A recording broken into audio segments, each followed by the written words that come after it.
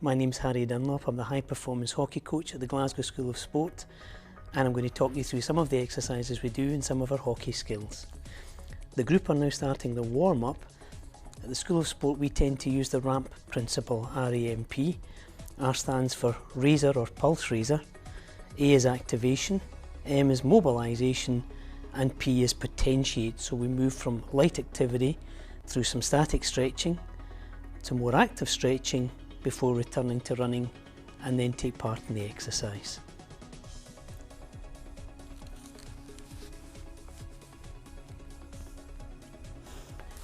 You can see that we move not just across legs as hockey is a running game, but upper body and arms too.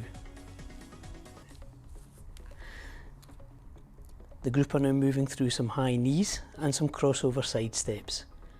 Again, this is just through the activation mobilisation stage of a ramp warm-up, before we get to potentiate where they're back into running at a faster rate. Here we're building in some left and right turns and now running through some ladders. This can be done with just hockey sticks if you don't have access to ladders, and is a very, very good warm-up for young hockey athletes.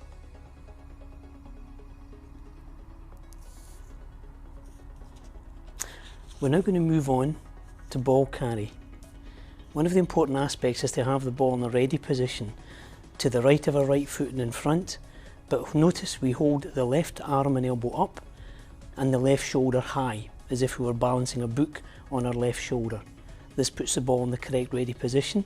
When we change direction, we get the ball back into a strong position, left elbow out, left shoulder high, and allows us to be in a good position for vision.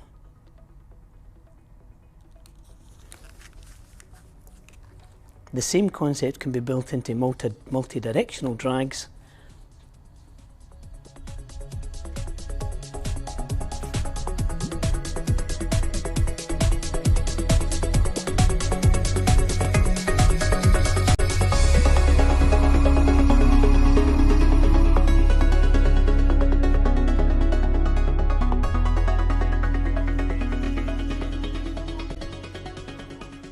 When we're moving with the ball, we can either be moving our feet and the ball doesn't move too much, or we can be moving the ball. This is a very good exercise, what we would call fast feet drills.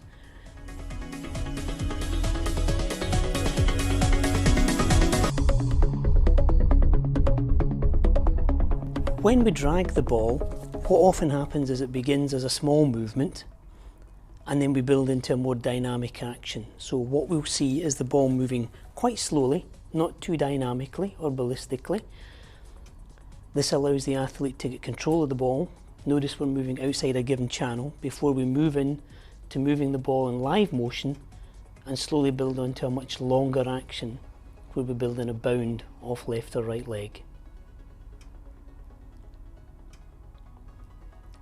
Here we see the ball moving over a longer area and more of a bound being built in. So it's more of a dynamic live action movement, moving from static into a much more dynamic, fluid action.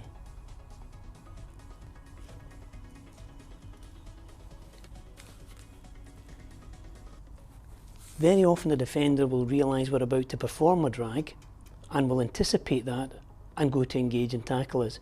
The trick here is to perform a double or repeat drag, which allows us to do the first drag and then go back in the opposite direction, thus still beating the engaging defender.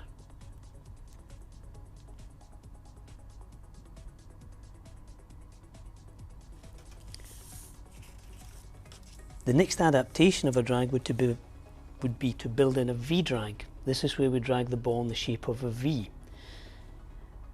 If we just move the ball straight across, the defender, if we follow the arc of the defender's stick, will still be able to tackle. However, if we build in a V, which means we take the ball diagonally away from the defender and not just straight across from the defender, will be much more effective. It's important that once we've practiced this skill in isolation, that we put it into action in live gameplay, ideally in a 1v1 scenario. With passing, although we want to pass onto the front stick, it's important that we don't ignore or neglect some of the harder options. So we can pass onto a reverse stick so the player can receive it, and that same player can perhaps pass off his reverse stick. This is sometimes seen as a senior skill and not attempted till later on in the young player's career. In truth, this can be done, and we teach it from S1 forward. Although these players are older, we would teach this from an early stage in the school. Lifting or 3D skills is now a very established part in the game. It can be used anywhere on the pitch, but particularly in the attacking final third when we're going into the opposition 25 or the opposition D. This is where without doubt this skill is most effectively used. It does begin as moving the ball forward and back, but to do the skill well, what we need to do is understand that the most effective way of doing it isn't moving the ball left to right. This simply allows the ball to run up the blade of the stick, and we don't have to force the ball forward.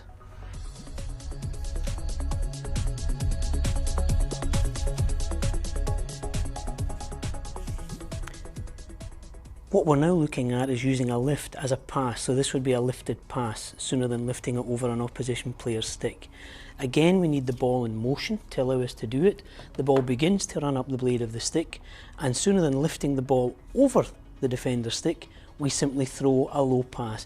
Important here not to throw the ball too high, as we'll find opposition players and umpires will not be happy with that, but as a very low pass simply high enough to go over an intercepting stick. 2v1 is the start of moving into unit play, where we begin to bring basic skills practiced in isolation into team play with other players involved.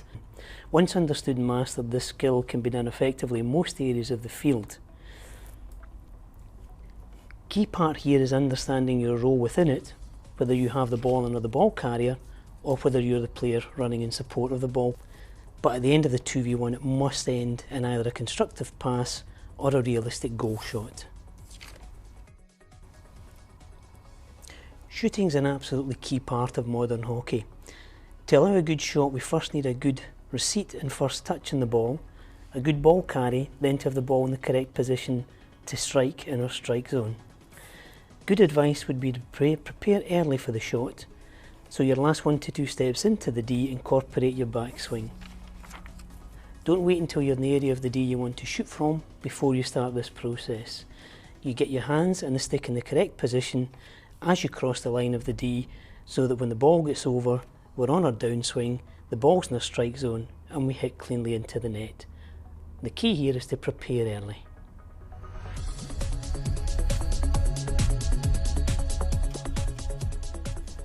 As a coach, it's good to build in some skills before we shoot. Very often players are in total isolation, unpressured and taking a shot, and although that's the way we learn to shoot cleanly, it's very unrealistic to the game. So some of the earlier skills we've done in ball carry, left and right drags and V drags should be incorporated over the 25 and the edge of the D before the players go in and shoot.